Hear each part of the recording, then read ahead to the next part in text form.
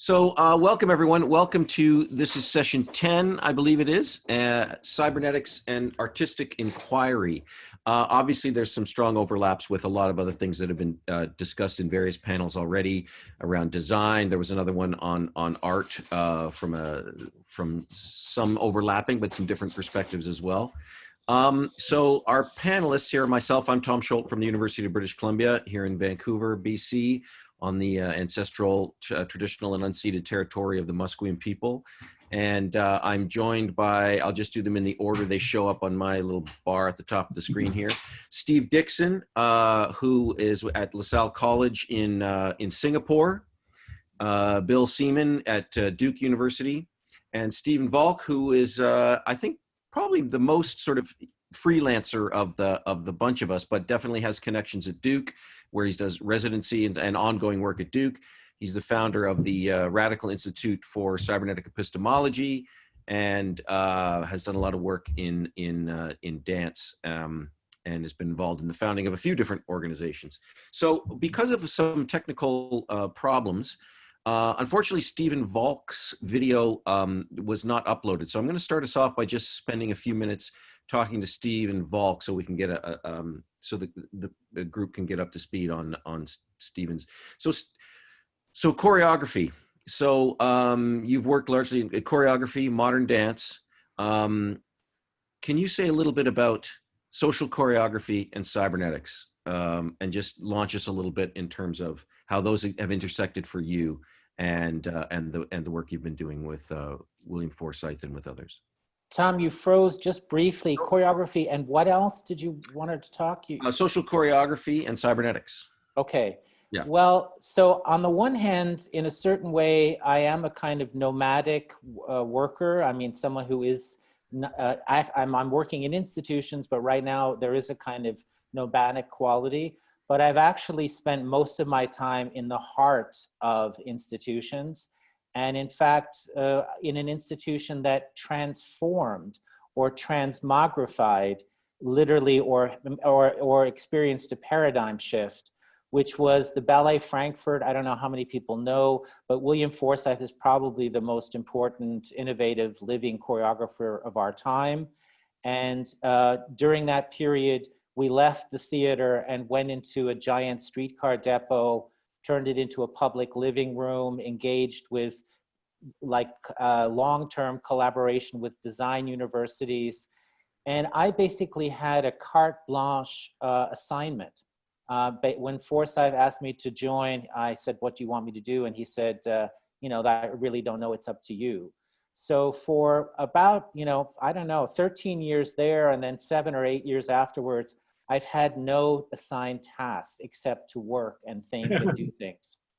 And so just to sort of say one final thing, a lot of what the kind of utopian ideas that are being tossed around and strategies in the weekend here, I kind of feel like I've touched those things. I've actually had a chance to wear those things, to walk those things, to move through those territories. Alas, the institutions have kind of, they arise and then they fall. But right now we're in the process of founding a social choreography lab at Duke. And it's about, it's a cybernetic thinking philosophy and organization and meta theory that informs the work there. So while it is in choreography and dance, its thinking is about complex relationships throughout the university, the city, and the environment. Great. And can you just say just a little bit about how we should conceive of how you conceive of social choreography and choreography more generally, as opposed to the kind of fine arts, maybe default ways in which that word, the kinds of association that word evokes. When you say social choreography, and I'm imagining this might also be connected to your notions of Exo Pedagogy, which maybe tie in. If they do, please do draw those links. Well, I'll read something from cybernetic literature, which talks about the reflexive turns happening in cybernetics. And I could say this is a definition of social choreography. It says, the new epistemology in cybernetics is an epistemology of participation in social systems under continuous reconstruction, rearticulation, and redesign by their human constituents, able and willing to hold each other accountable for what they contribute, say, and do, and how they move through discourses and networks of conversations among them.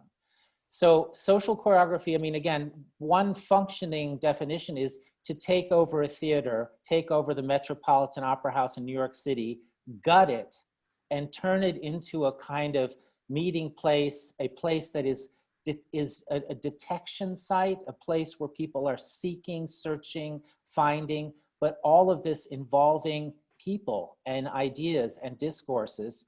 And the choreography part of it is choreographing that so it doesn't turn into a big mess. Someone talked about if you allow participation and if you allow everything in, it can be a big mess, yes, but you can also be practiced at that. And so choreography is a kind of idea and thinking that is prepared for taking in people and ideas and creating situations for communication of all sorts, from performance, from meditative kind of situations to discursive situations.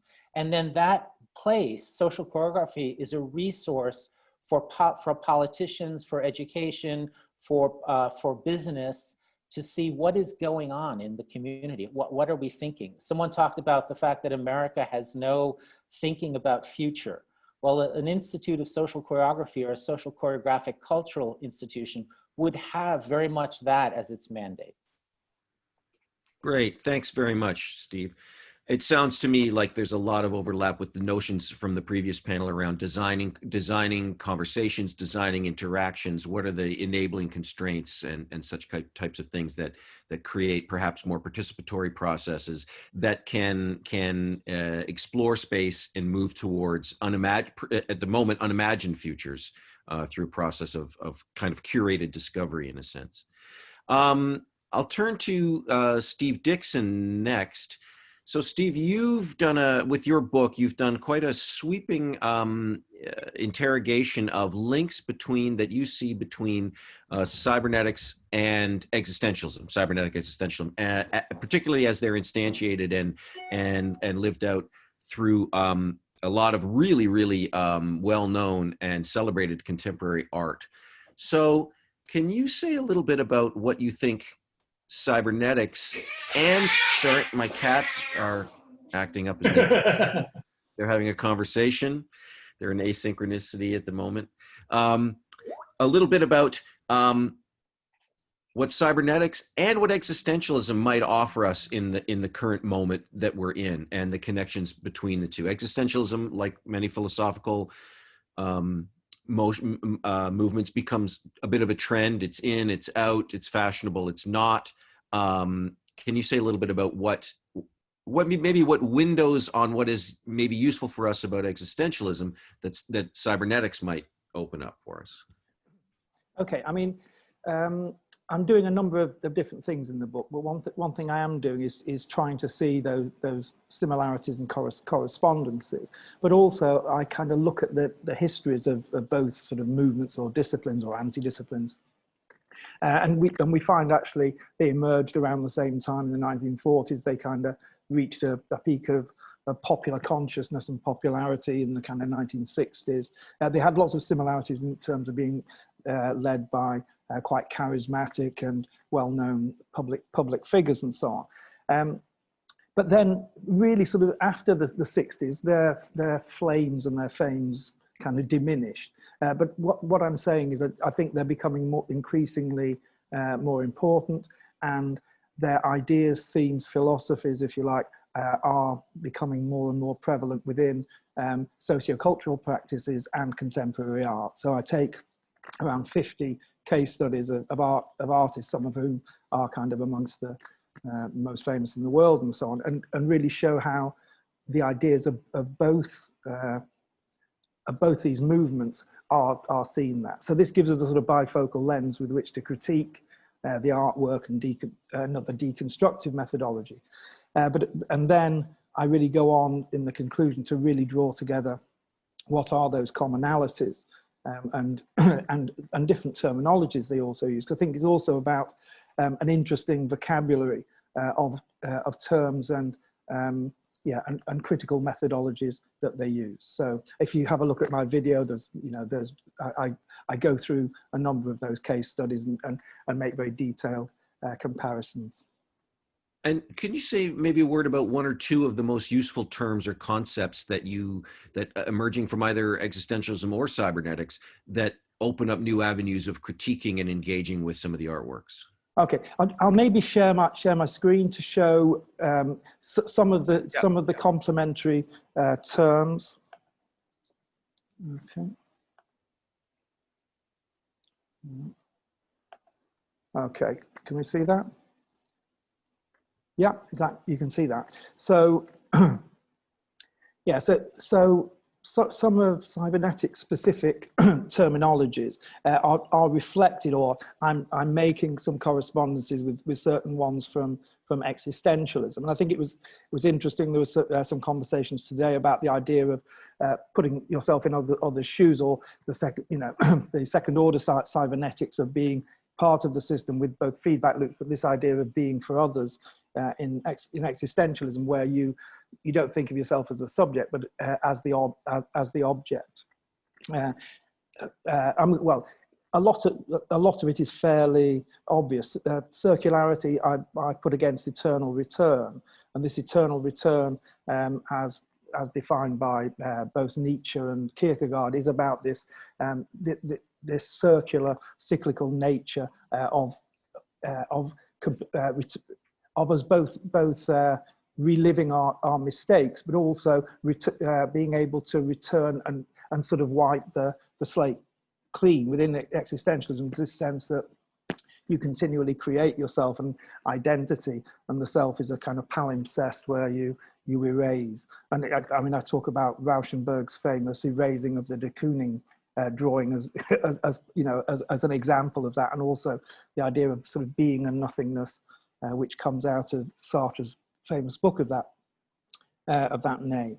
So there's lots of similarities here, and I think the autopoiesis is also about this self-creation and self-sustainability. So these are some of the terms that I look at. Wonderful. Thanks, Steve. I'll turn to Bill now. So Bill, you are in your video, you're introducing us to a lot of the body of work that you've done of recombinant poetics. And one question I have is the notion of recombinant. So there's a lot of kind of algorithmic logics going on inside, and the ways, world generation, text generation through there's a place that meets the kind of the artist's, the creator's mind, and that, you create this list of verbs and this list of, so it's not completely random. It's a kind of self-organization after being constructed. You set the initial conditions. So two questions. One question is there a relationship between the idea of recombinant poetics and postmodernism in terms of the idea that what we get are endlessly new variations of the recombination of things which exist? Is there a complementarity, or is this an opposition? What is there a relationship for you between the postmodern turn and this idea of recombination in your work? I actually think of it as a postmodern kind of idea. I'm very interested in the recombinant poetics part. Instead of making systems, I was thinking very much about what I wrote about called re-embodied intelligence, as opposed to artificial intelligence. Kind of thinking about, if I could make a system that had my artistic sensibility, if I could load the dice in a way, which was very different than how other people were writing parsing systems and so on.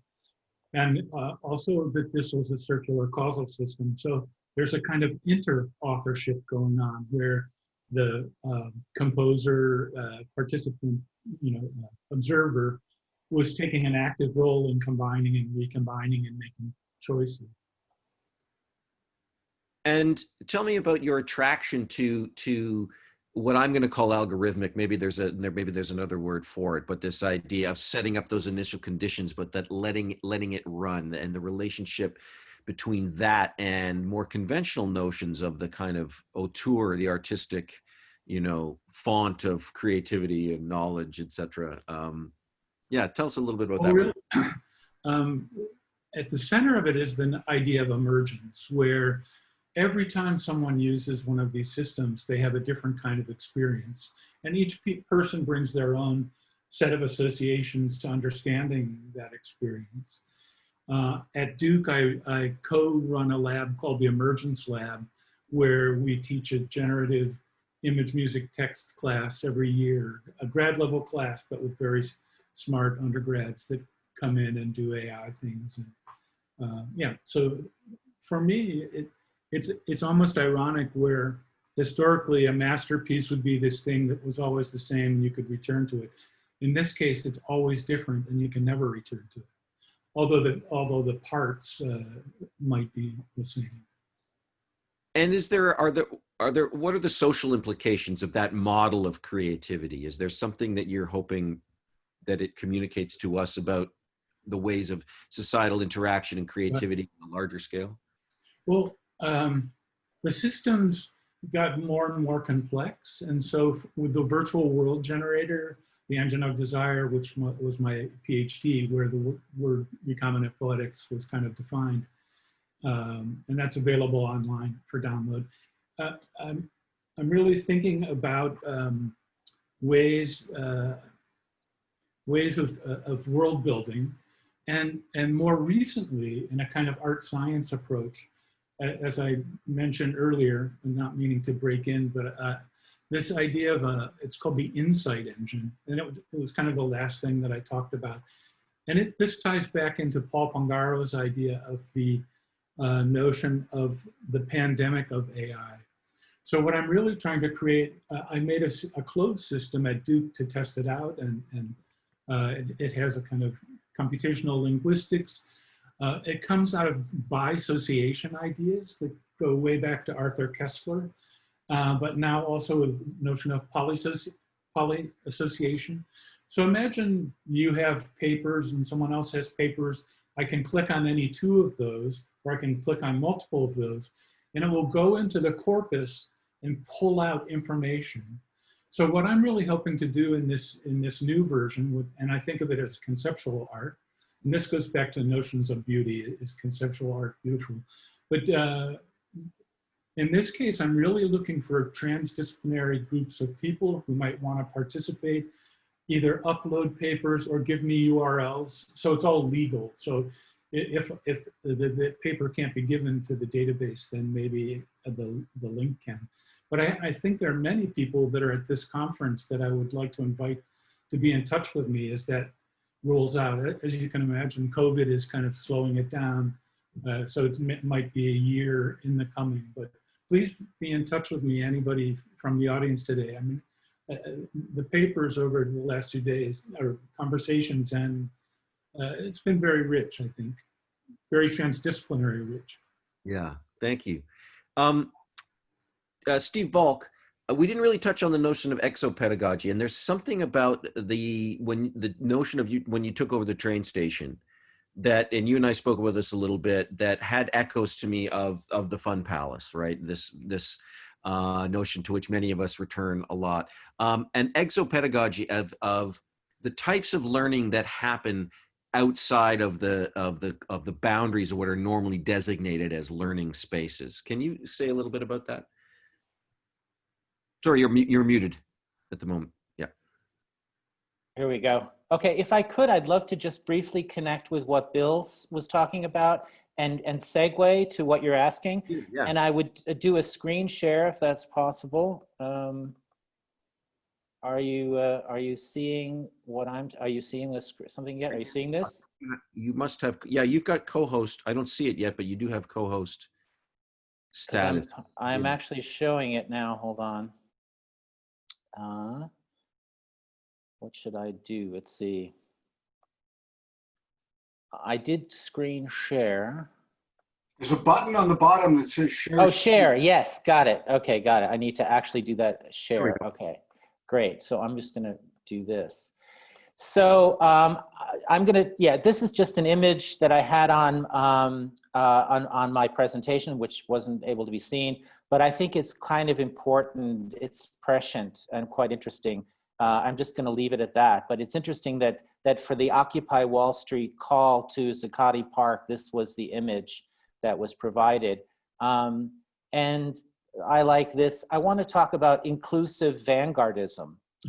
We will also talk about Exo Pedagogy, but inclusive vanguardism is the fact that, and I'm pretty sure Bill worked with William Forsythe, and they did work together. Now, Bill, I think, presented his work in the Opera House before we moved. That's right, Bill, right? You were in the Opera House? In the traditional venue. Yes, yes, but let's just say it could easily have been that Bill would be presenting here, because if he had worked with him a year later, he would have been presenting here, and it would have been behind this these felt strips where the traditional theater was, and this would have been what the foyer looked like during the day. This is the public living room, and here's the kind of combination of lecture, playground, and then here's the piece, here's the theater in the back. And so what I want to say is that the babies, the kids, would have been hearing the rehearsal of Bill's piece. People might have been wandering back there. Those felt strips you can go through. Bill would have spent time in the public space. So there's this sense that this very abstract ideas that Bill's working on have a connection to, it's pretty much available in certain ways to everyone. And that's the idea of this sort of inclusive vanguardism, that there's work happening at a very abstract level and a high level in a field, but it's situated in a context that is accessible and available. And just to get to the theme of exopedagogy, this idea of learning, obviously this is like a learning environment. By the way, one of the great German early childhood development people and experts said this was the most successful child-adult space she had ever seen. And there are shots from the children in this space in her film about learning. And it's about embodied learning and building and trying out.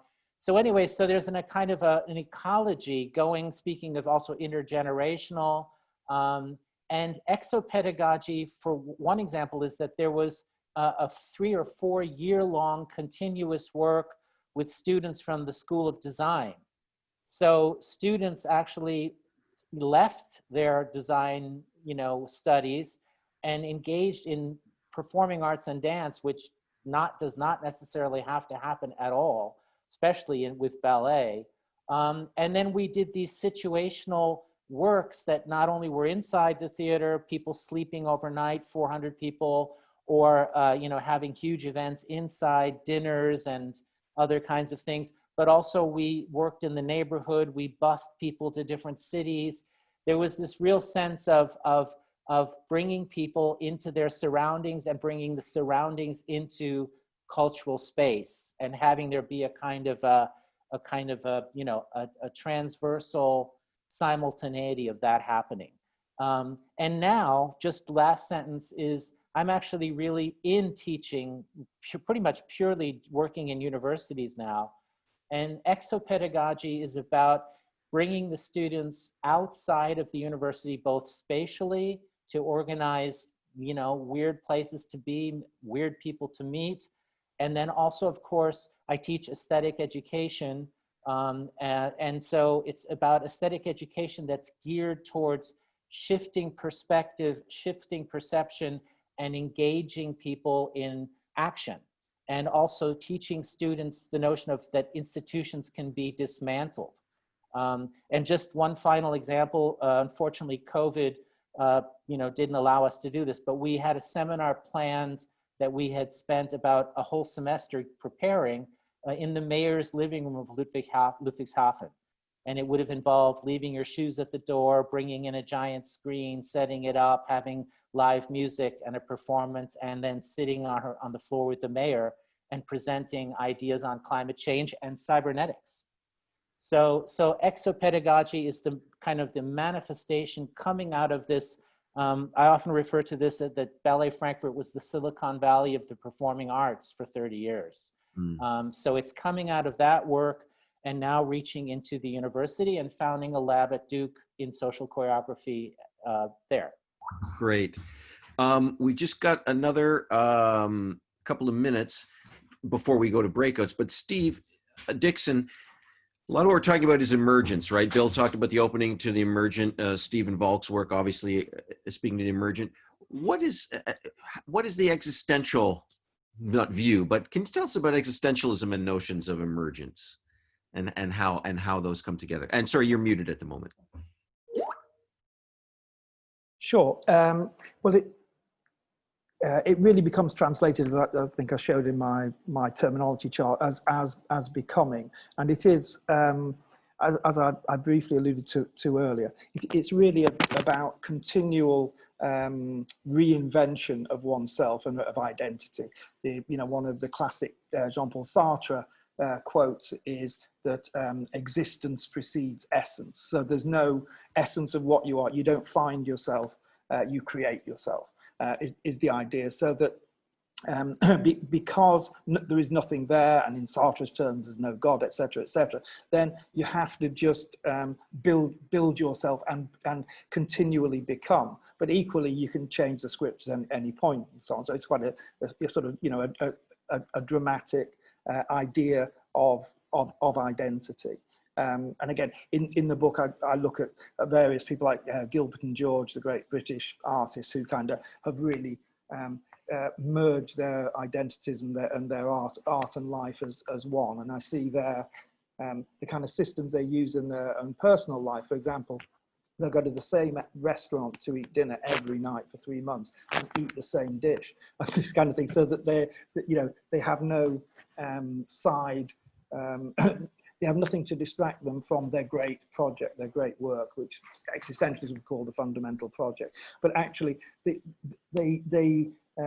kind of embody and really live through the whole their life as a cybernetic system, really, as well as a very existentialist one. And interestingly, they came to my college, it's La Salle College of the Arts in Singapore, to do an artist talk and a public talk, and they were wonderfully entertaining, as they are. But when they were talking about their life, at the end of the chat, I said, existentialism says a lot of what you're saying. And they said, oh really? Yeah, we haven't looked at existentialism for years, we must have a look. And then 6 months later, I saw in the Daily Telegraph, British newspaper, them coming out with this quote: more and more I think we're existentialists. So perhaps I'm partly responsible for them finally coming out as existentialists. But there we go. Great. This is the breakout room warning. We need to make a transition shortly. Yeah, I'm about to do that. So we're going to be moving into breakout discussions.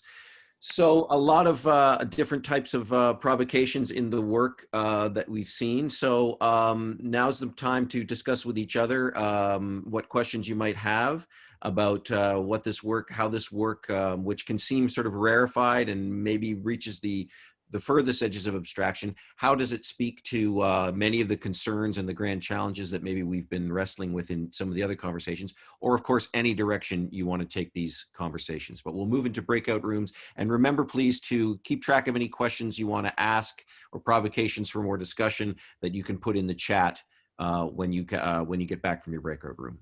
Okay, we'll send them off to the different rooms.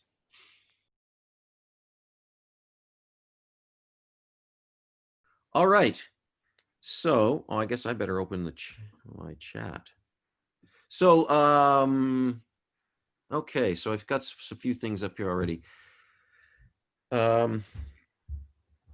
So I'll start with this one here. Steve, I imagine this is Steve Dixon because we're getting into existentialism. Oh, I just lost it.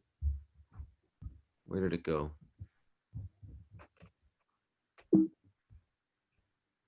Oh no, where did that just go?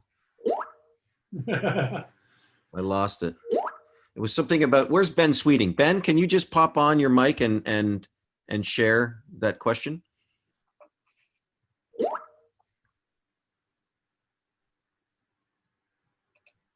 Or maybe we've lost one. Unmute. There we go. Sorry, Okay, so there you go. I Yeah, was not able to unmute. Yeah. So this is the question I asked right at the beginning. Yeah.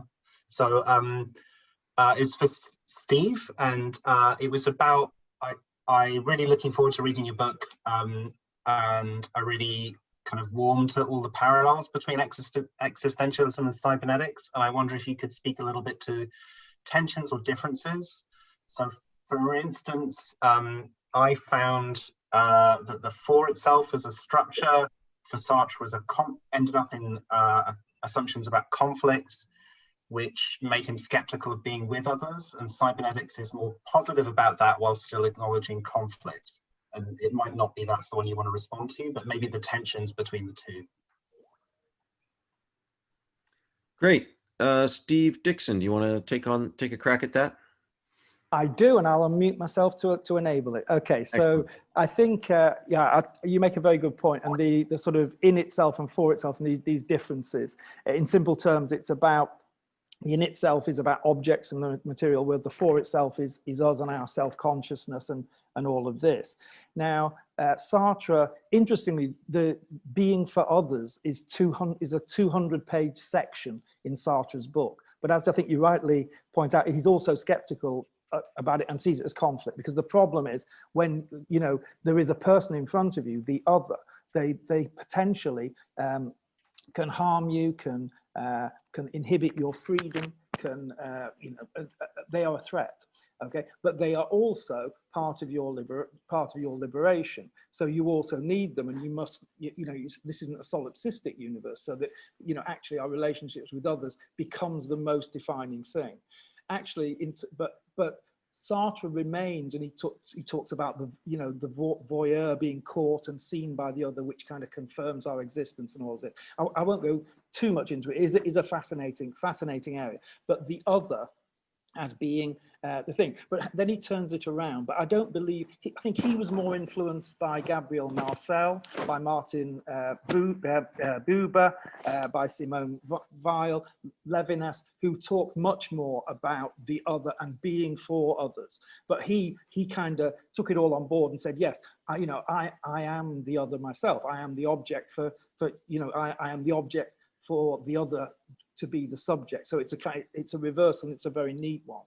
I think within cybernetics, if we look at that and moving from first order to second order and so on, we see very, very clearly that actually one is a part, one is within the system, a part of the system, and all of that. And in many ways, a lot of these things are precisely the same. It's exactly the same concept. And so often when we hear the ideas of cybernetics and the ideas of existentialism, they absolutely they fit with a glove. At the same time, there are conflicts around that in terms of various systems, be they biological, social, economic, whatever systems you may be playing within a cybernetic understandings. There are always conflicts, tensions. How do we achieve negative entropy, etc., etc. So all those questions are ongoing, but the questions are essentially the same conceptually or philosophically in existentialism, if that hopefully answers. So, yeah, if I could can I add something? So yeah. If I remember rightly, it's all coming back to me because it's a long time ago since I read this stuff, but within the being for itself section, then the surprising bit is that when he describes love as a mode of being for others, it turns out that is also a form of conflict for him, because this is attempting to make yourself the object to the other subject. And because he sees those conflicts, also the being with section is very short, if I remember rightly, and he's not really sure that's a thing. And I think there's lots of really interesting parallels here I'd love to explore with more time, but my first thought is that for Sartre, he's looking at love and finding conflict in it, whereas I think within some of the cybernetic traditions, we might look at asynchronicity and then move that towards love.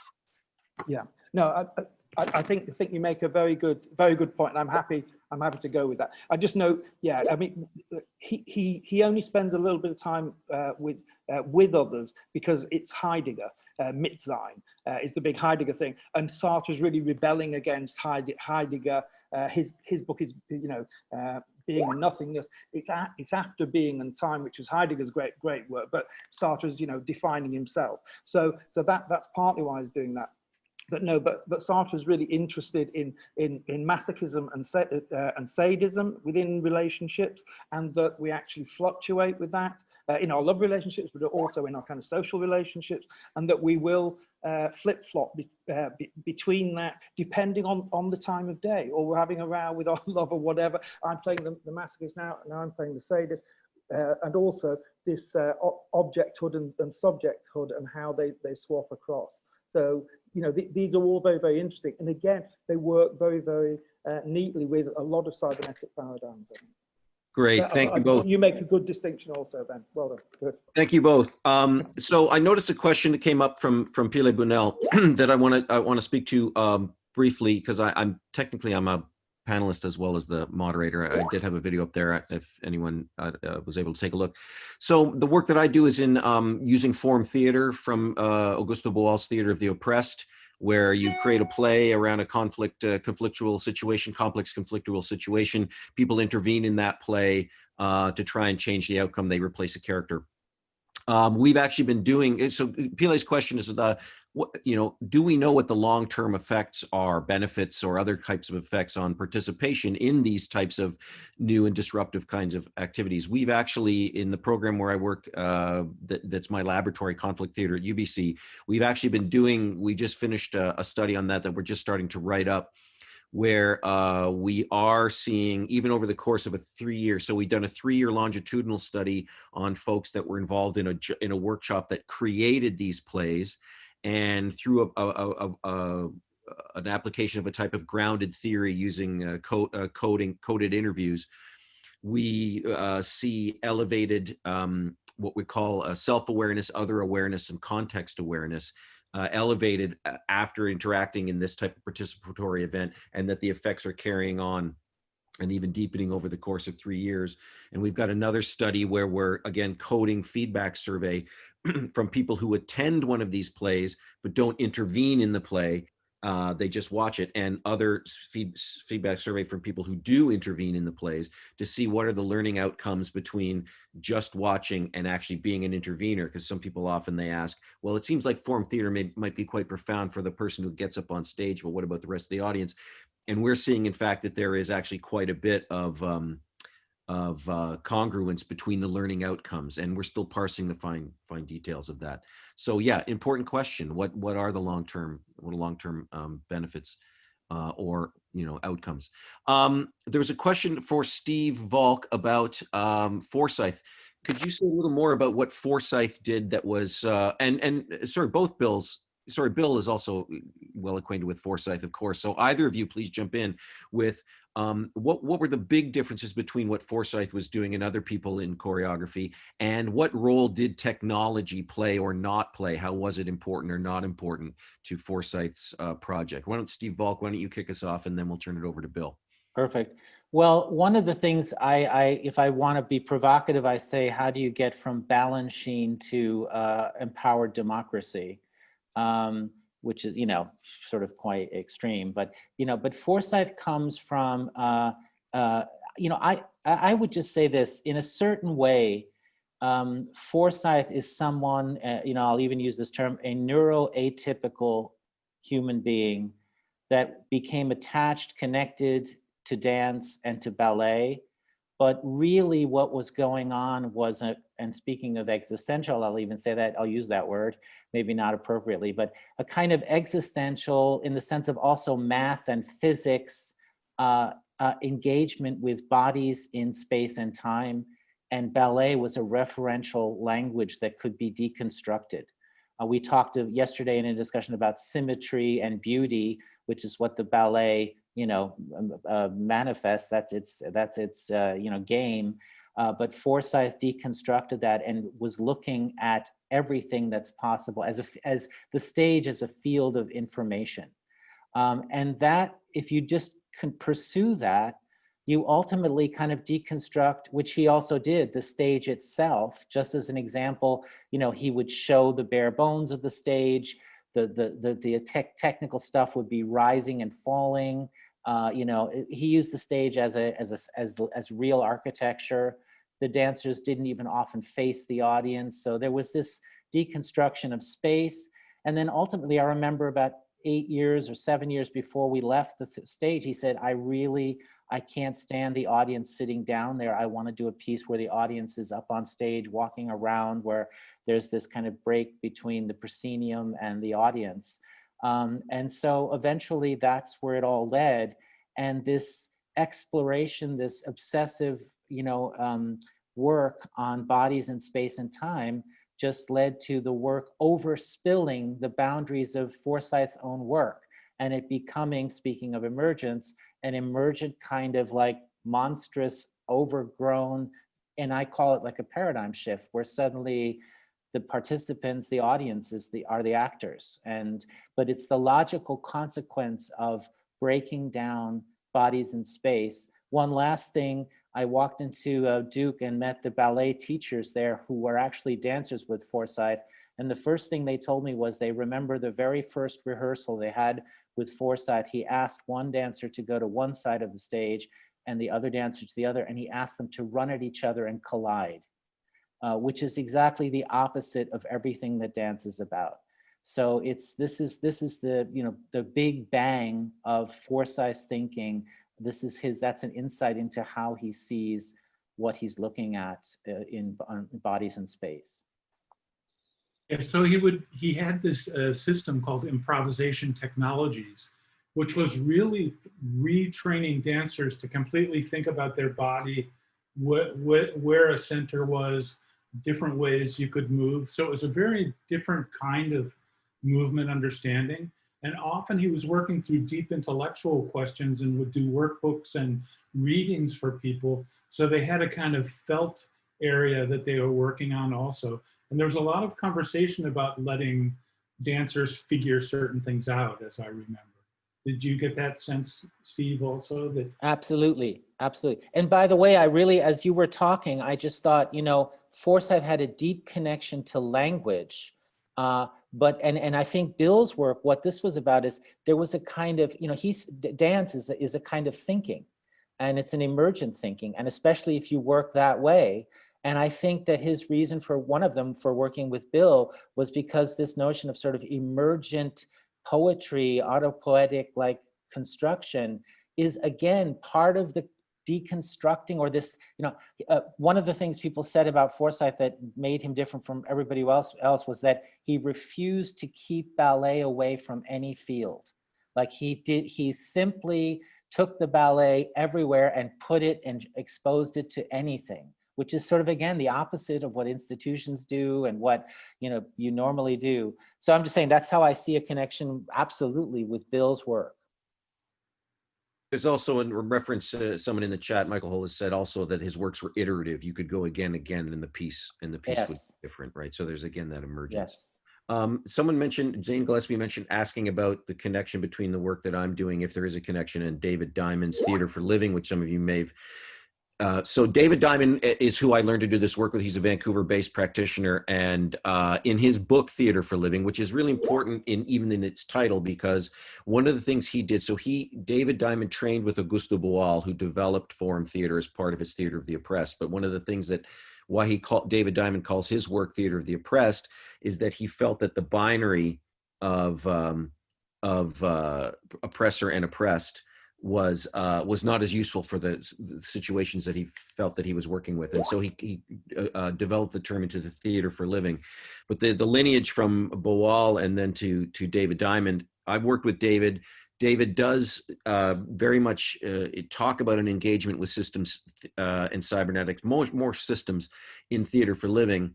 But stop short of really deeply integrating specific cyber-systemic modes of investigation or systemic ways of mapping. And my work has been to continue to evolve my own practice, steeped in what I learned from David, but specifically using some of these other tools and heuristics, specifically from cybernetics.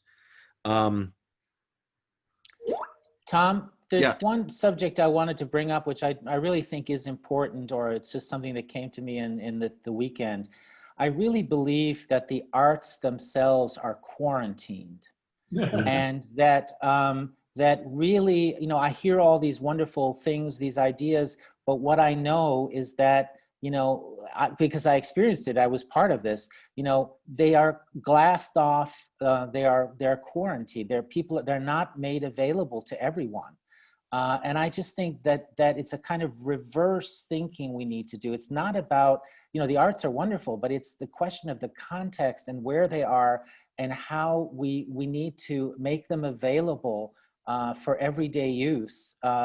And so I'm just saying, that's for me one of the central questions, is distributing or rewilding artistic practice. And this term inclusive vanguardism, like, you know, opening up the arts for access, you know, and trusting that people actually, that's my big experience, is people actually wind up having a very sophisticated relationship to quote unquote, you know, a high level elitist art. It doesn't work that way.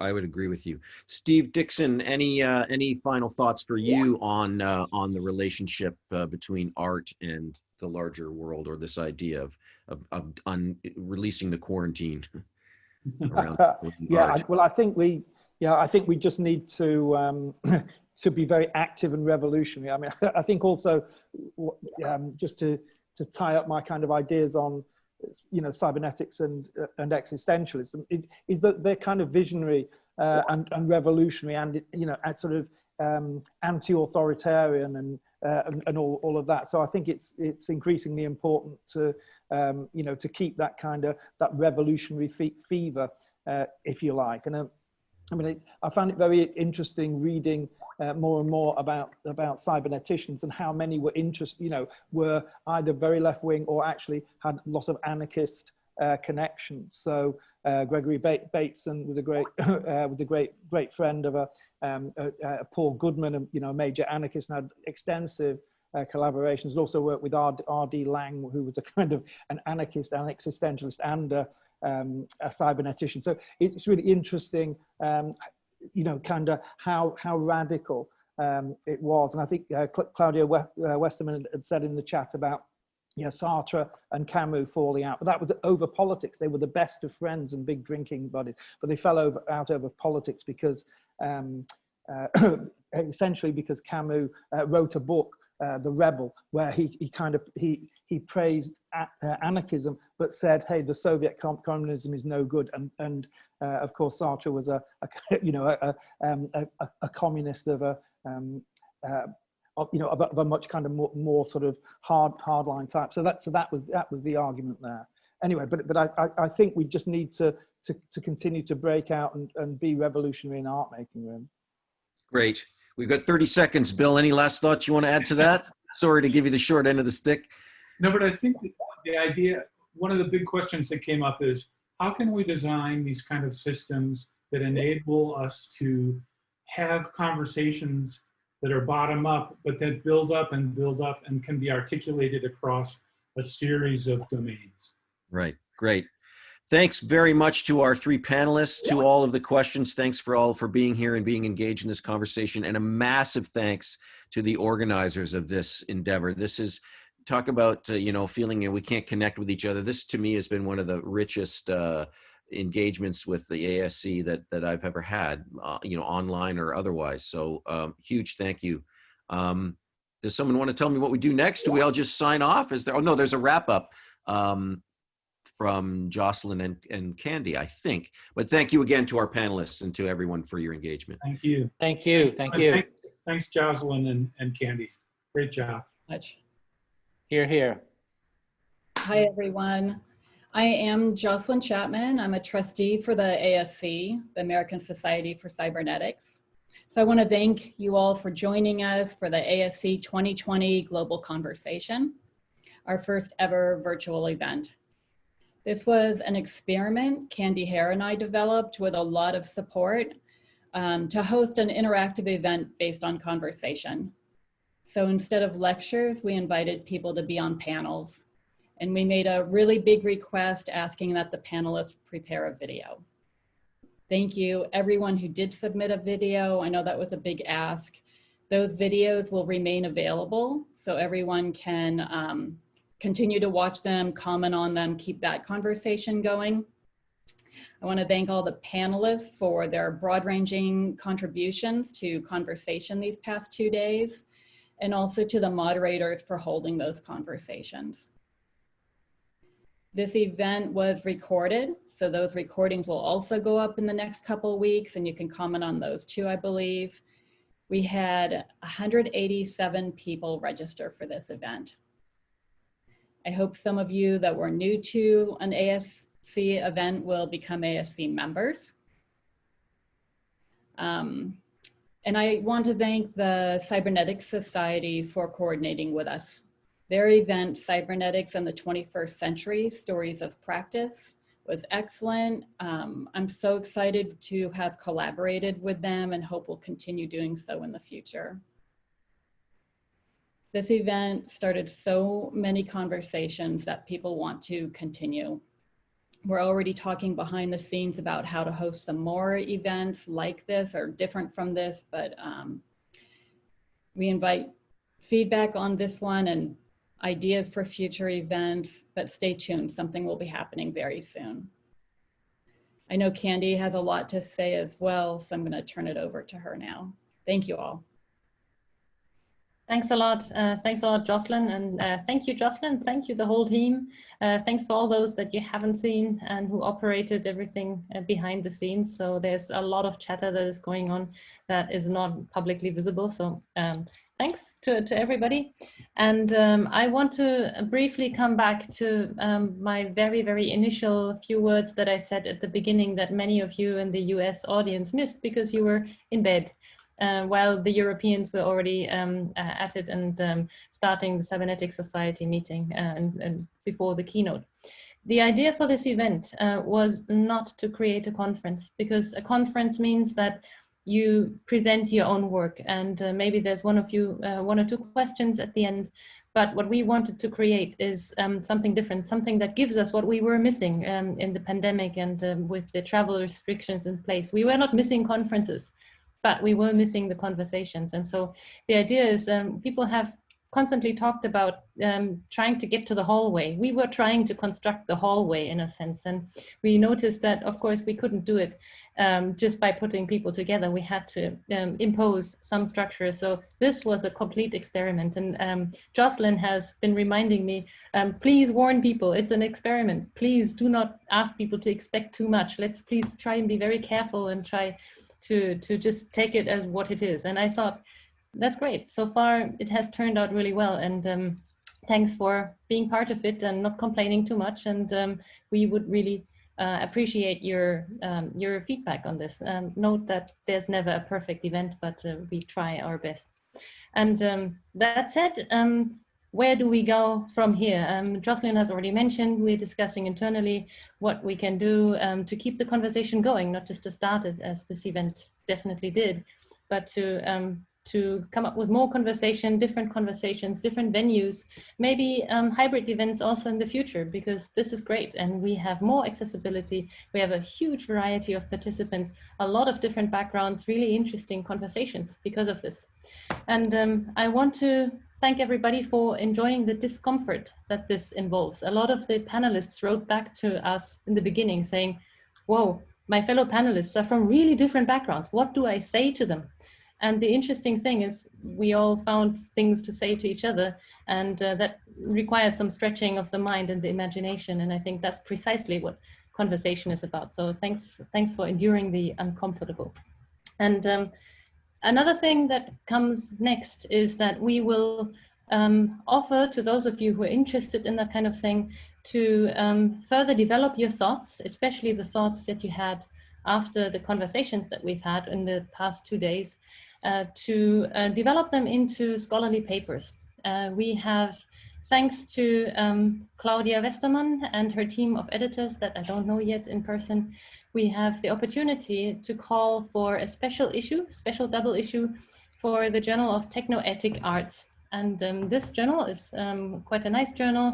It's already established. It's a crossover between the arts and technology. And in that sense, really perfect for cybernetics and a lot of what we have been discussing. And we will send you the call later. And please do consider not just writing individual papers, but maybe you have found similar spirits through the conference, and maybe you would consider continuing a conversation, co-authoring papers, or maybe even picking up on the conversations that we have had during the sessions. So watch for that call that will be coming. And I think what we can also do is those of you who have a more technical interest and prefer to publish in less arts-based journals, we can also recommend other journals to you that you may be interested in. And I can already tell you, the journals are very interested in taking cybernetics and systems related content. So thank you very much. This has been a great experience in crossing various kinds of boundaries and continents and time zones. And at this point, I think I'll just stop it because it's been a great experience. Thank you. Okay. But we're going to now let the conversation that was going on a couple of hours ago continue. So the formal part of all of this is over. Candy and Jocelyn, you've got applause coming to you from all over the globe. Everyone is standing and applauding, even though you can't see them. But I can hear it in Salem that everyone in the world is applauding you that's on this thing. But I'm going to turn it back over to Paul, and we're going to pick back up the conversation that sort of stopped.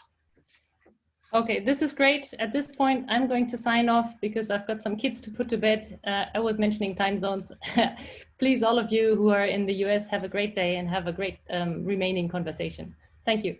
The other thing I will point out is that we've had a couple of folks that were Paul's students, and we owe them some thanks as well, because they, for lack of a better word, helped us with the technical stuff that old folks like me couldn't quite accomplish. Thanks, Michael. Thanks, everybody. Thanks for hanging in. It's been a long couple of days. I appreciate any stamina you can summon. The idea was that we were in a fairly vibrant conversation about pandemics and new Macy meetings, and there was an awful lot in the chat. I'm going to pull up the chat in a minute. I have access to a version of it, but I think the most valuable thing would be to open the conversation to everyone, especially those who didn't have a chance to speak during the constrained hour, and to talk. Again, the context was, what can cybernetics tame wicked pandemics, roughly? And I'll put those in the chat in a moment.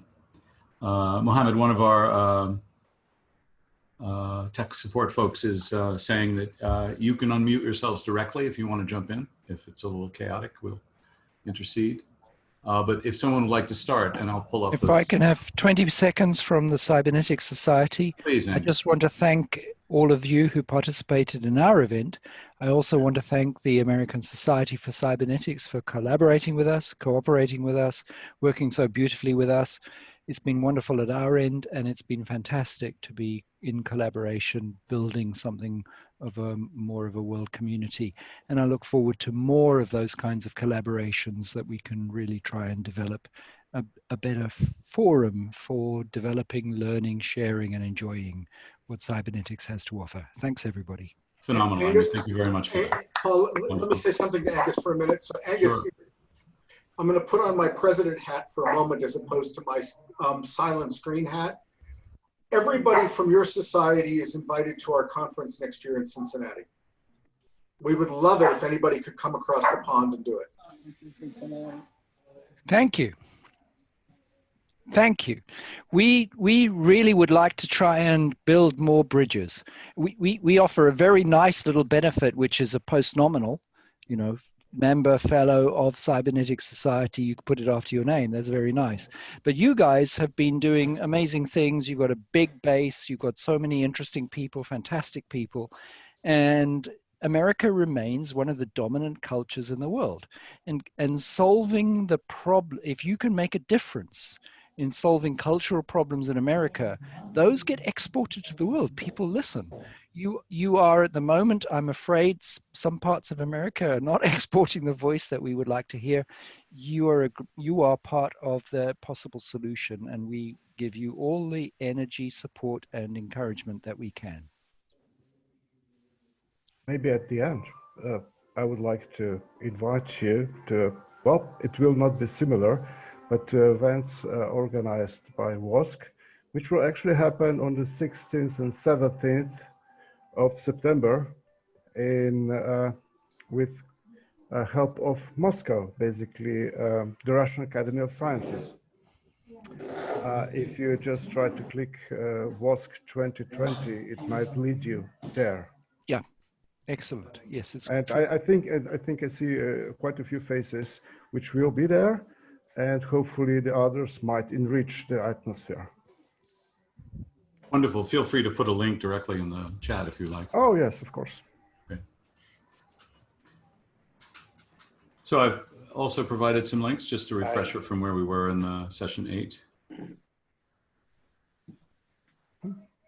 Who would like to jump into the question of can I have one cybernetics tame comment pandemics? I'd like to make. Yeah, go ahead, Jude. Yeah, I'm very interested in exploring a third word, tame, resolve, and I don't know yet. And I think that could be an interesting thing to explore. Tame and resolve and blank. Question mark. Beautiful. And I don't know yet. May I call it TBD? Whatever you like. I just put it in the chat. I Thanks, just put a Igor. question mark. And thanks to Igor for the WASC link. Yes, well, we actually prepared a few videos similar to you for people to have a look if, to prepare on what is going to happen there. Great. Yeah, that would be an interesting thing. Is there any way to maybe get Patricia to do an hour talk or lecture or seminar or something on her take on the Macy conferences that she seems to have been exposed to, and she claims how they affected her life even to death. So I would be intrigued by that.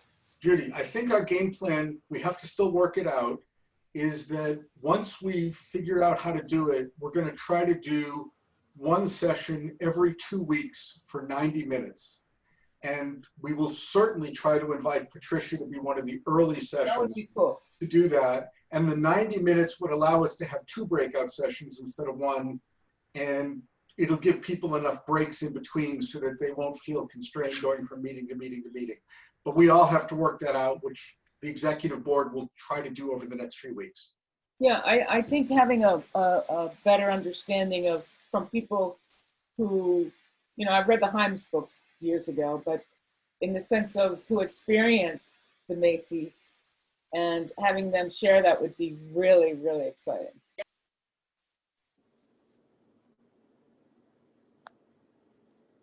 We had a conversation just now in the artistic inquiry session, which I think is relevant going back to the notion of wicked problems in cybernetics, which was the idea that, and this is certainly my experience for sure, is the arts themselves are in quarantine.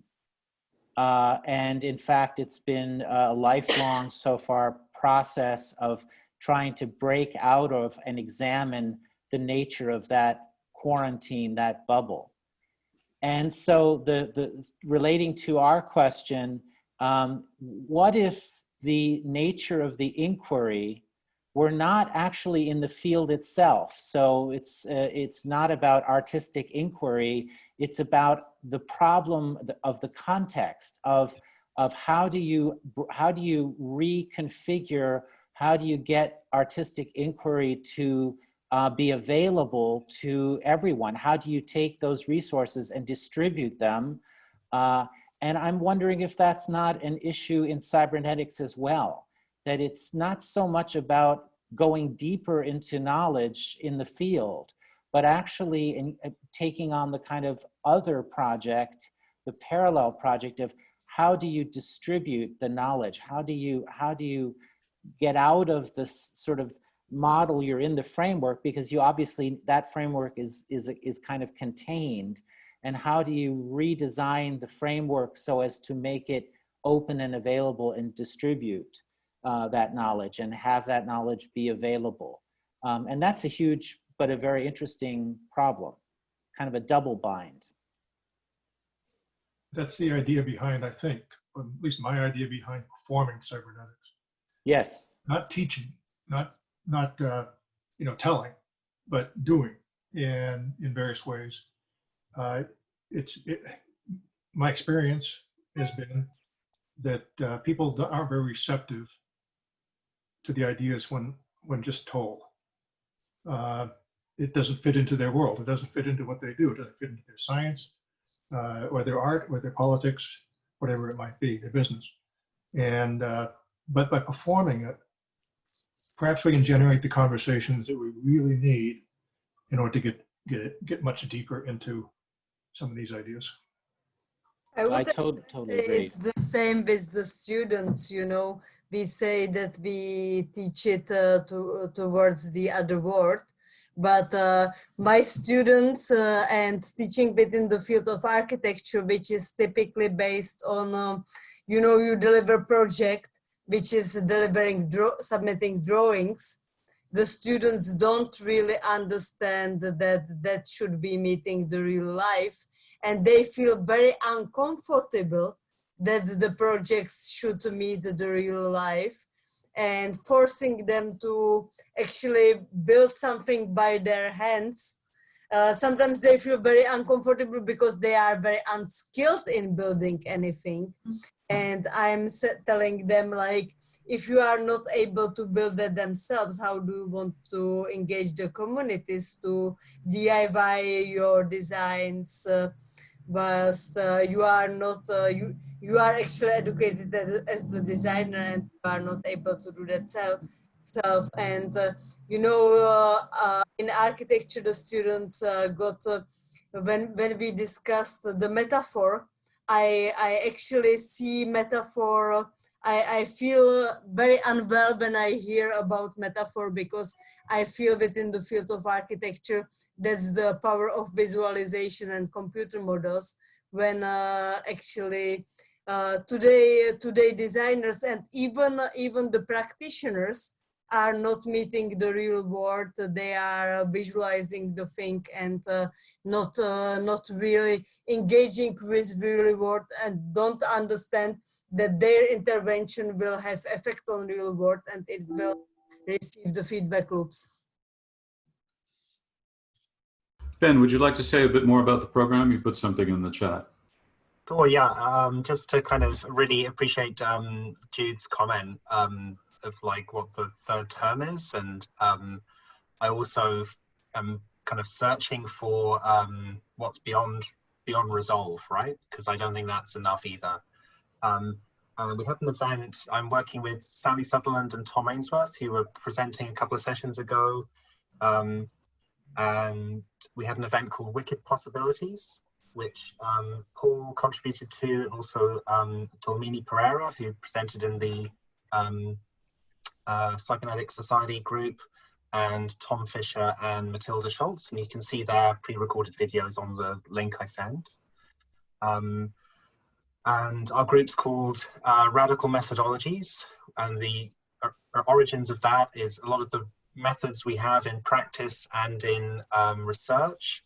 These are all kind of bound up with, these are all part of how we got here in the first place. So we kind of need to look at radical change in all kinds of ways about how we do things. And cybernetics is one aspect of that, along with many other things.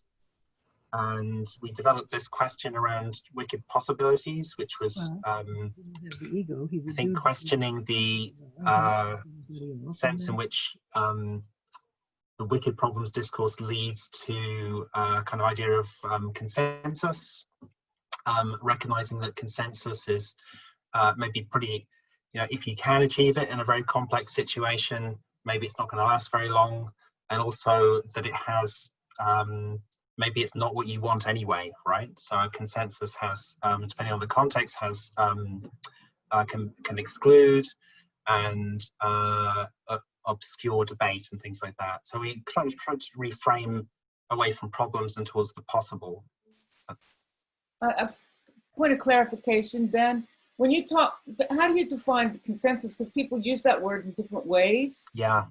And I am one that likes traditional use of the term in the sense of everyone coming to some terms of agreement through a process of turning. I'm struggling with, yeah, I'm struggling with language here, so I'm very happy to move my words around. But I'm trying to find know what you mean. Yeah, I'm trying to find a distinction between us agreeing on something and a kind of consensus that we're not necessarily agreeing on. So like the standard way of doing things, which maybe I'm not conscious that I could disagree with. But when you say consensus, I think of a process of getting to there. And I'm not so sure that's what you're thinking after what. Yeah, no, that's not. So I'm thinking maybe of assumptions about the way we think the, you know, how we should act or behave, or what our goals are, or so on, and that are not possible to question because there is a kind of dominant. So for me, I'm kind of connecting it to a kind of dominance, and recognizing that even those things we think we all agree on, these agreements have been formed by particular groups which have power dynamics within them, which even if they supposedly include everyone, often they haven't. Okay. So yeah, I'm trying to kind of not necessarily consensus is not to necessarily be negative about it, but to say it's not what we want in all situations. Can I suggest resigned acceptance? I think the word that has come up from Larry is the word beyond taming and resolving. It's performing, and that's beyond consensus. So I really think, honestly, that word seems to be very promising. I'd be excited about something around that theme of performing cybernetics. Yeah, I think there's compliance versus consensus, and the compliance implies that you're going along with it because of the reasons that Ben just mentioned, whereas the consensus implies a participatory process. This is Fred Steyer here. That's not what he means. Kind of an old conversation that we've had, but just, you know, our alternative view is that many years ago we talked about consensing, and in the sense of sensing with, which Steve, I think, would fit very much. We had actually talked about that in Limerick years ago. And so moving away from the idea of agreement, which I think fits with what you're talking about also, Ben, but really emphasizing the process of withing, sensing with others. It seems to me that one of the things that cybernetics does is gives us tools for exploring these kinds of questions. So, for example, something is put forward to a group of people. Everybody in the group looks at that idea, they form an image of that idea, that principle of what we would do as an outcome, and they agree with it, and then you have consensus. On the other hand, something comes up and people may not agree with that idea. They may not want to do that idea. It may not be what they want, but the alternative is worse than doing it. So from their point of view, accepting it, going with it, not objecting to it at any rate is more attractive. That's what compliance was just talked about, than the idea of saying no. So rather than saying no, they say nothing, for example, and then they might actually do it, or they might just pretend to do it and then do their own thing. This is the down-to-earth phenomenology of what actually happens that you look at in cybernetics. And what we're saying is that community, groups, and so on form most effectively when groups of people all form for themselves individually, the same or sufficiently similar objective. This is what I'm trying to bring about. And that between them, those cohere and work together. If it's not like that, if people don't feel like that, there will always be negative consequences down the road. Does the word values come into that, Angus? Don't you have to have shared values? Well, yes, of course. Values are part of what lead to people sharing that opinion. So Yes. So those are, when somebody says to me, let's go and whip the slave, and if I agree that there are slaves and whipping them is an okay idea and those fit with my values, and I see that the slave has apparently done something, I might want to go and whip them. But if I don't agree that there are slaves and I think it's inappropriate and I don't like what's going on and so on, but then I might think, well, if I don't whip the slave, I'm going to have my head chopped off. Well, am I going to whip the slave or not whip the slave? I'm giving you a deliberately very extreme kind of example. So people comply with behavior, but it's not their image. What at that point they're doing is saying, the image I'm now producing is I'm behaving in such a way that I'm not going to get my head chopped off, or that's a metaphor for what actually would happen in lots of situations. Just coming back to pandemics, I don't know if you know enough about what's been happening here in the US politically about mask wearing, and I don't know what the situation is in the US. It's a much less polarized and extreme example, but mask wearing has become a political statement rather than a protection of others and therefore a protection of oneself. A is better off if B is better off. Or the other. The other meaning a third, A, B, and the other? What do you mean? Okay, good. You know, the yes. person next to me. Isn't that who B is? No, go ahead, I'm sorry. Okay, so can you apply it there, Angus? And how do we take the knowledge of cybernetics and this feeling of consensus that you have and do the right thing so that people wear masks when the values are fundamentally conflicting? Is there a way to bring consensus in that case? Yeah, so let us assume that we are in some kind of position like governmental or whatever, and we believe that very strongly that masks will actually save lots of lives, and there are very good reasons to encourage it. Then what we look for, and this is what goes on all the time, it's called spin, for example, in modern politics, is we find a way of presenting that idea in such a way that everybody will think, oh, that's a really good thing to do. So if you say to everybody, if you don't wear a mask, you're going to die, but if you wear a mask, you're much more likely to live. And by the way, you'll also support your friends. Doesn't work. Then somebody comes back and says, well, that's not true. That's a lot of rubbish. So if you think, well, that's likely to happen, then I have to find some other variation that isn't. But wait, you're presuming that the channel is open and that a single signal will come through it, which is masks will save lives. But that's not the case. I'm assuming that you're a government and you have some kind of power to put that message out. And then I said, and then you might get pushback, you know, tweet, whatever. So if you anticipate, okay, so but you try and find that there is some way of putting out a message in which people will find that that's acceptable and they'll take it on. And that no one important or very few people will object to the idea, oh, this is actually a good idea. Of course, this is manipulated. This is how opinion is manipulated a great deal in ways that we might not like. It sounds utopian though. Did you have a comment? Yeah, I think behind the not wearing the masks is a cultural issue.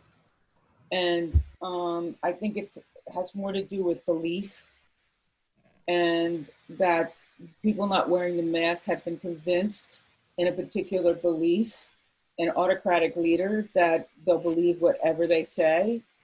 And it doesn't matter because they don't believe it. Because they believe this other thing rather than thinking.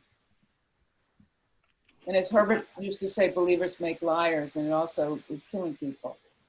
I would just like to make a comment about the subjectivity that I'm kind of perceiving, like who are the subjects we're referring to. And I can't help thinking, coming from dance, that all these people are sitting in chairs.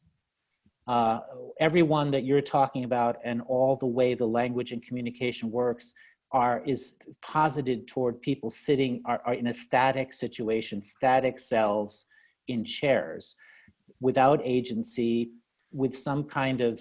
They do have agency. Well, the question, but I'm just saying that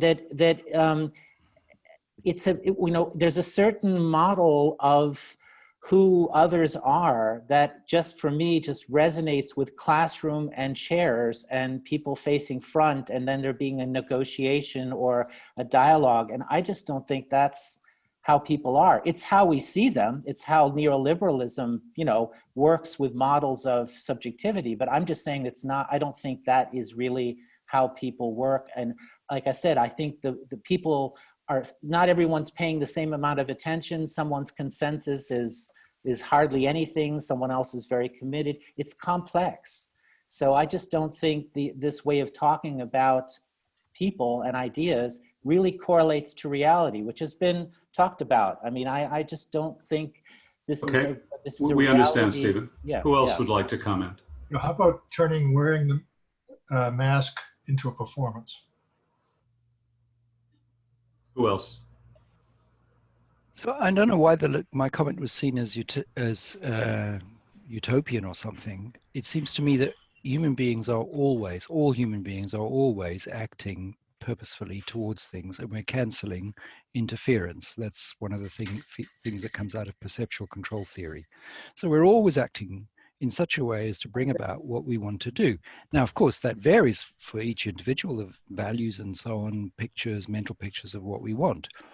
So when you're trying to design something like a mask and you want to bring it about a lot of people, then what's necessary, and if for it to work, it may not work, it may not be possible, but what's necessary is to find something that everybody will connect themselves to out of themselves, not because you've imposed it, but because they go, okay, I want to do that. I don't think we disagree I don't want to on not that. do it.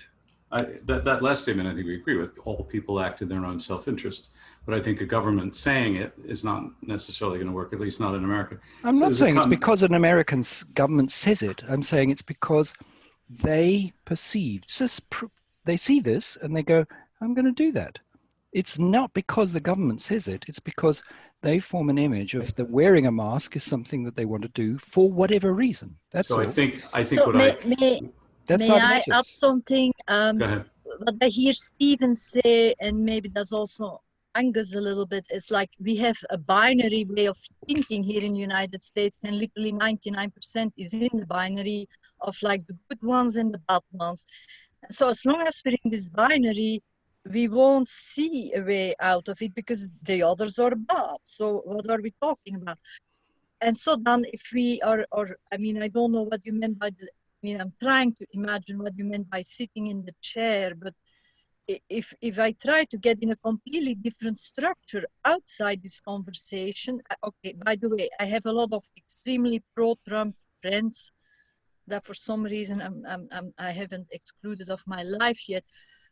I try to find a way that doesn't contain any binary when I start talking with them, and I guess they know who I am, but so I try to focus on a different structure, and I think that is maybe what this is about in this conversation. A non-binary structure. Other comments? Other people? I'd love to hear from others.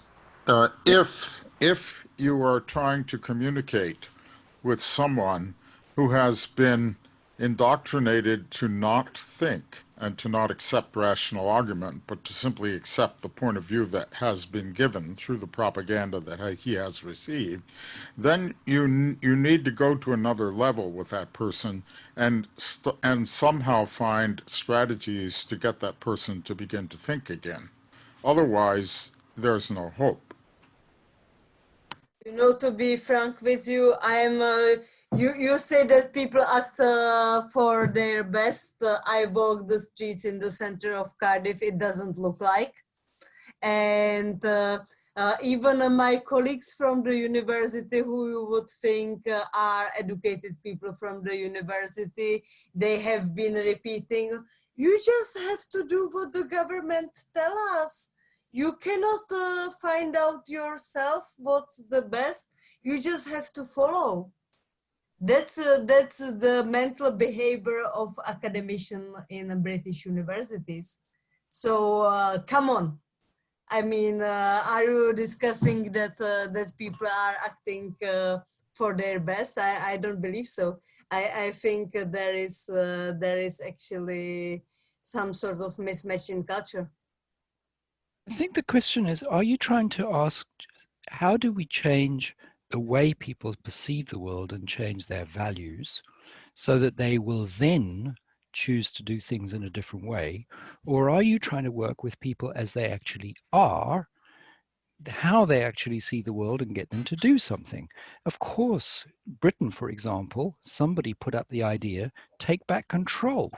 And more than half the population thought this was a very good idea of taking back control, and they voted for Brexit. Why? Because it seemed like a really nice idea. A lot of other people, myself included, thought that was a really crazy idea. That's an illustration of different values around an image. But the image of taking back control was very compulsive for a large number of people. That's working with people as they actually are, and as it turned out, in my opinion, manipulating what they did. You can manipulate for good, you can bad, benevolent dictatorship, and so on. It's just the world. What I think we're talking about isn't that. I think the question that's really being asked is, how do we shift and evolve people's learning so that they are not manipulated in that kind of way, so they become responsible and aware of what's going on in the world and can start to choose things from higher order values? That's my point of view. So that's clear, and you and Lou Kaplan seem to be agreeing, and that sounds different. I may have misheard you before, with the idea that a simple statement of the appropriate thing is going to change people's minds. I'm over to. All I was saying is we need to start with, how does the cybernetics of the event of a person taking a decision in a moment, in an instant, in a situation, how does that work? And then learn from that. Thank you. Other comments? I'll just speak to comment I'd like to raise. Oh, I was going to say, I'll just speak to one interesting distinction that I think is really prominent in these discussions, which is the divide along urban and rural lines. And if you look at the evolution of our politics in the US, you see the map slowly organizing until it's this rigid blue and red. And I think that distinction really defines the response to COVID, or defines our politics. And I think if we're going to move forward in a progressive way, it'll mean redrawing across those lines. I could go into that further, but I think part of that gets into the narrative. What is I think, throughout time, society has painted rural people as backwards, as all these things. And I think that's sort of empathic starting point for a conversation across those lines.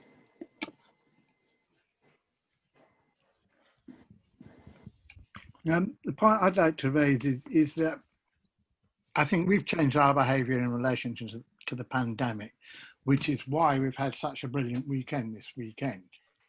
We've been stimulated in a variety of ways, and we've had a great team of people who put the work in to actually realise a new way of behaving. So I think that for me is a significant part of what's happening, and for us to understand that it is our context which has impacted upon us and led to such a big response to this first online conference, and the desire to take that forward, which we will then have to see how that desire is manifest in a practical way. So for me, it's the context has been, the re-experience has changed us. And then we also need to look at how changing context going forward are actually going to help redefine how people experience questions, which they might respond in one way now.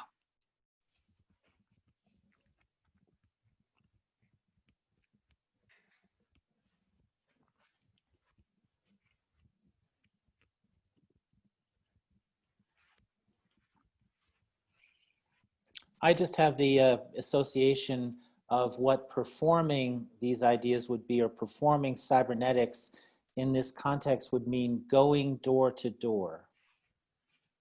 That's how you find out who people are and what's going on, is literally going door to door. That would be performing cybernetics. That's the beginning of something. Anyone who hasn't spoken would like to speak?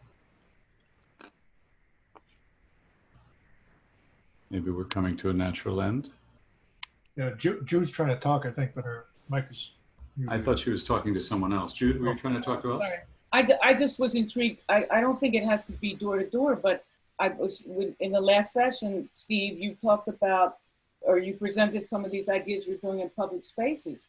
And that intrigued me in the sense of performing cybernetics in public spaces in a way that helps people shift, accommodate, to really change their basic way of being. And that intrigues me. Performance followed by conversation. Well, I was going to say the public happens after you go to door to door. You go to door to door, and then you do something in public. Well, I find that if you offer food, people will come out of that door and join you maybe. Anyone who hasn't spoken who would like to speak? We're going door to door. Thumbnail to thumbnail. Michael? I think Margarita wants to. I would like to. It's been something that's been going around in my head all evening since Ben mentioned this, that he saw kind of violence in this consensus, even so now. So we had a workshop a couple of years back where I had a conference, I had organized an international conference about the theme of together, after Richard Sennett's The Pleasure of Collaboration and so on, if you know what I mean. And we had invited Terry Irwin and Gideon Kossoff from Carnegie Mellon talking about transition design. And I had invited a businessman who does not use contracts from Hamburg. He has a soft drink company. And this guy explained that he says I don't want to live in a world where I have to sign contracts. So I'm organizing everything with my logistic experts, with the companies that fill the bottles and everyone, so all the stakeholders involved. We just do handshakes and that's it. And we meet and have consensus. And the workshop he does just takes 1 hour. And it's really surprisingly successful. So he needs a big space, outdoors or indoors, and he uses adhesive tape and he tapes on the ground an apartment with small rooms and large rooms and loud rooms and rooms with an open fireplace and a room where, with a balcony, or a beautiful big room but that's a through room to reach another room and so on. So every room, so all the stakeholders have the goal of living cheaply in this apartment, but paying their share. And the rent for the whole apartment is one particular amount. And so the 7 or 8 or 10 people that have each a room now have an hour to negotiate how much rent they wish to pay, depending on the positive and negative properties of their room. And that's his workshop format. The students participated in it. I had no time to do so. And it's surprisingly successful. And he also does it with all his collaborators and customers and clients. And maybe glad it works. I'm glad it works with students and with the other populations you mentioned. I don't know that it would work with the red states and the blue states that we have here, or the pro-Brexit and et cetera. And Terry found it so amazing, this guy, he was so convincing it. He's been successfully conducting this business for about 20 years now. And she invited him over to talk to her students and do the workshop and give this talk about how you can do a business without signing contracts and without lawyers, at least in Germany. Yeah. Where some will trust your handshake.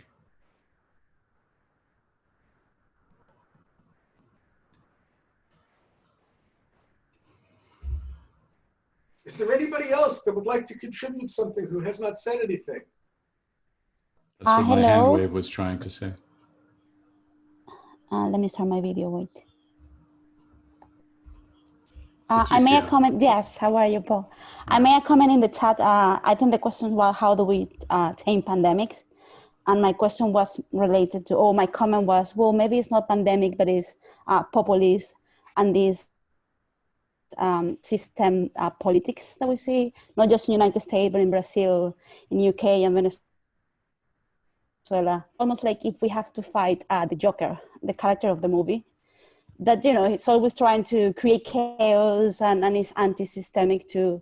So I don't know. I just keep thinking about, well, how would you fight the Joker? If you have a Joker that is ruling a country, how would you fight that? It feels like the world that we live in here and that we live in Brazil. Does anyone have a reaction? You know the Joker character from the Batman movies, whose goal is to sow chaos. Is there too much variety in association? Say again? I thought that was my role in the society. You're not chaotic. You're not half chaotic enough, Michael. The question is, can a culture, can a society muster sufficient variety to counter chaos from an individual, chaos from the head of a government? I need to say that if you look at the USA, Britain being part of a wider environment, and then look at maybe, you know, the extent of Russian involvement, everything like that, it has to be taken up to what's happening at a more global level. And that whether what we're seeing with people like Trump and Johnson is more a symptom of the fact that these are the people that come to the top of the state. And that is a symptom of the deeper lying systemic problem in the politics and the state, rather than the cause of those problems. And what is the cause of those politics? I would What is say the deeper problem? You know, we've had the American century, and before that we had the British century, and it's the end of that whole kind of European Anglo-Saxon dominance. I'm sorry, that doesn't sound like the problem. No, what I'm saying is that is a symptom of what we're seeing is a symptom of that disintegration of what has been, you know, for the last 200 years of the white Anglo-Saxon dominance. I think But we're not closer then to understanding how we would fight those who make chaos, especially if we elect them. What I'm getting at is that if you look at the global dynamics of what's happening and the role of which the structure of these societies has now been put under question, particularly with things like Black Lives Matter and that being such a strong part of how America has been. Well, you starts to see why, you know, like what Angus was saying before about the nation state becoming a thing of the past. You know, I think there are major changes happening, and these are symptoms of those changes. And I'm not very clear what those changes might be. But just as the Soviet Union seemed very solid at one stage and then disappeared, doesn't mean to say the same is not going to happen to the USA. Understood. Will, did you want to say something? Yeah, a couple of thoughts come to mind related to Skylar's point earlier, related to rural and urban areas in the U.S. And I definitely think that that's contributing, or that's been a huge contributing factor over the last several decades, as we've seen the urbanization and the shift from the industrial sort of age, mechanized society that those communities relied on into a more informational driven age, which is more urban and progressive in that way. And then to Angus's point earlier around, you know, spin and marketing, and obviously that historically been a huge part of propaganda and, you know, opinion shaping, right? Going back to Edward Bernays or whatever, but that we exist in the most informationally fragmented communication landscape of all time. And that it's been exacerbating over the last several decades, you know, from a communications perspective, going from radio to 3 TV channels to ultimately cable television and televisions in each of our bedrooms, and then to ultimately the mobile devices that we have in our hands. I don't think that it's by accident that ultimately we each find ourselves in these filter bubbles, these informational wells, right, where the frog does not know the sea, and ultimately that's what's contributing to this sort of discord and social, decoherence that we all are sort of wrestling with. But yeah, ultimately, I feel like the narrative and storytelling that has been fragmented into particular segments of U.S. society, and that is capitalized on emotion and fear and all of the sort of standard sort of ways that these authoritarian people will try to do, is what we're seeing. So again, that's kind of connecting a few of the various speakers' comments and how I'm conceptualizing it, but that ultimately the mass communication system and the fragmentation that we exist in.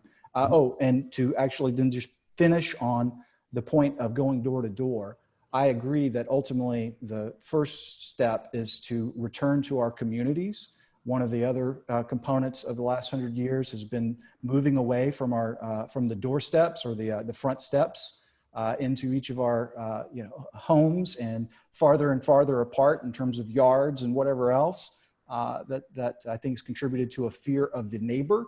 We don't know our neighbors. We don't have a connection with our community in the way that we once did, and we're all consumed by our own personal picture show. And so we need to reverse that. Angus, did you unmute because you wanted to say something? Yes, thank you. I was picking up the comment you made before, if it's not taking us back from what Will was just saying, but you made a very important comment, I thought, about variety, and you asked a question about how can we get the right kind of variety.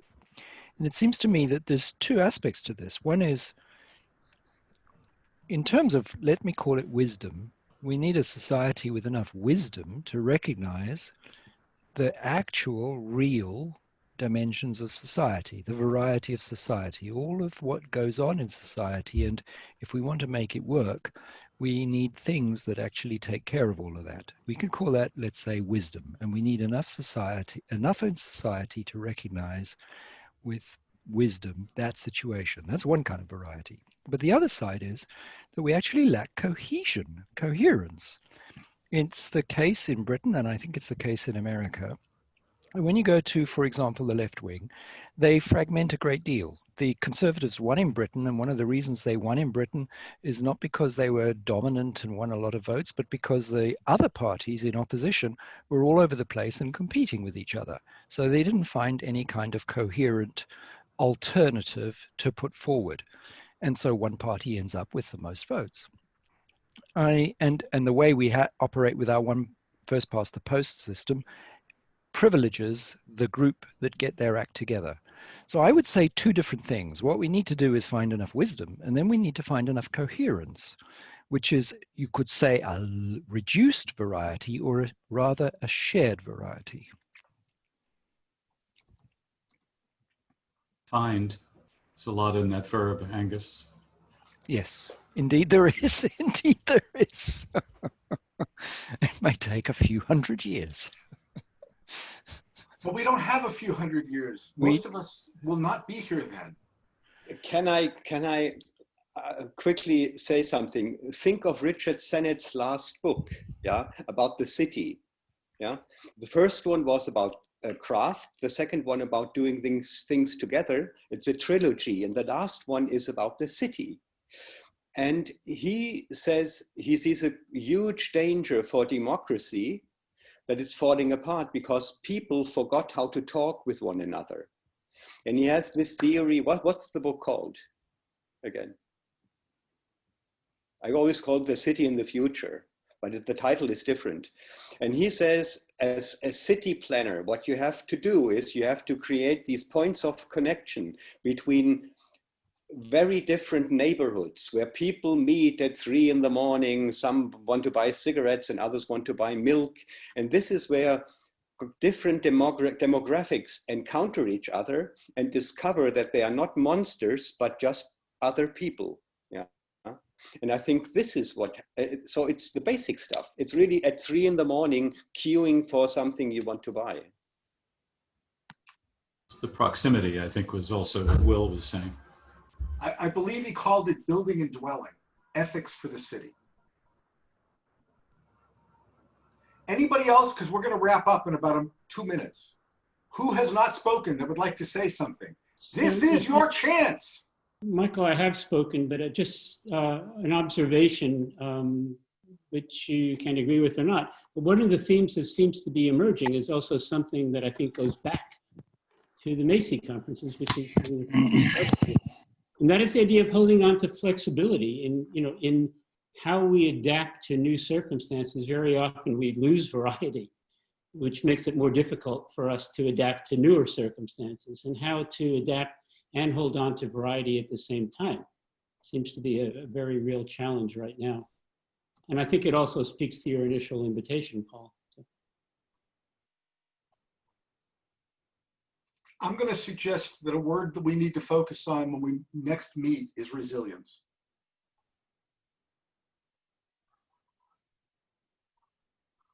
I might want to say something. Maybe if we go from door to door, maybe we should have something in our hands to give to people.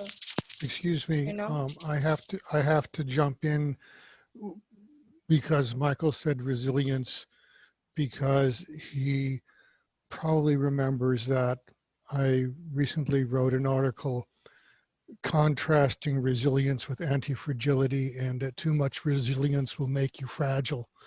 So I'm not contesting his suggestion. I'm just annotating it.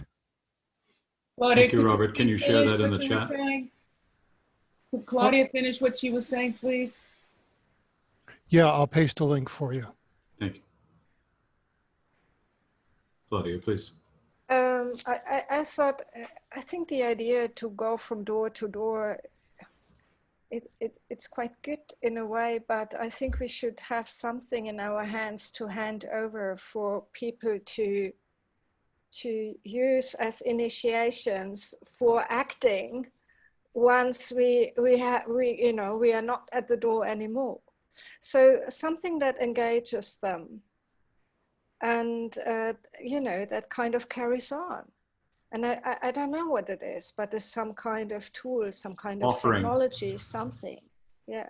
Maybe called an offering. Yeah. A book of poems. There's a flip side to that, which is the Stone Soups story, which is you just get everybody else to offer you something. That doesn't resonate with me. No, I don't know if Anna Matic is still here, but she had a very nice comment at RSD conference discussing that going door from door. It is not working always if you are not offering something which is engaging. And she was talking about engaging through design, through origami, folding structures. You unfold things and start understanding things. I mean, physically, that they would have folded cranes with unfolding things, and by unfolding physically, you unfold the knowledge. So it's just association from what she was saying last year at the RSD conference, that this has been engaging, because if you want to engage people just by going from door to door, nobody wants to listen to it. We know all those Jehovah brothers coming to door, everybody is running away from them. So also there has to be design in that engagement from coming door to door. May I? Ithaca, New York, and sometimes make the joke that it is a fantasy land 10 square miles surrounded by reality. So there is already a lot of door-to-door and community activities here. But I think what is missing, we need to be present to opportunities, and that the opportunities for the engagement may happen in surprising ways and that the challenge is for us to be present, to engage and start a conversation. Because I have been in meetings that were designed, and okay, the one that worked, that was a talking circle for 6 weeks, and so I had a week to think about it, but it required 6 weeks. But the ones where I was just present for a couple of hours, that was an emotional experience, and then it dissipated, and nothing really happened. So it's really that we need to do the work of helping each other be present. I guess that's to listen, that the real challenge is going to be, I think. And on that note, I'm going to thank everybody for having been present and being present for the past extra hour. But we have hit 4 o'clock and the magic moment has come, and we're going to turn into pumpkins. And it's a little early for Halloween, and I really don't want to watch everybody turn into a pumpkin. So I'm going to hit the magic button and you're all going to disappear before that orange thing happens. But I'm going to say thank you very much, and until the next time.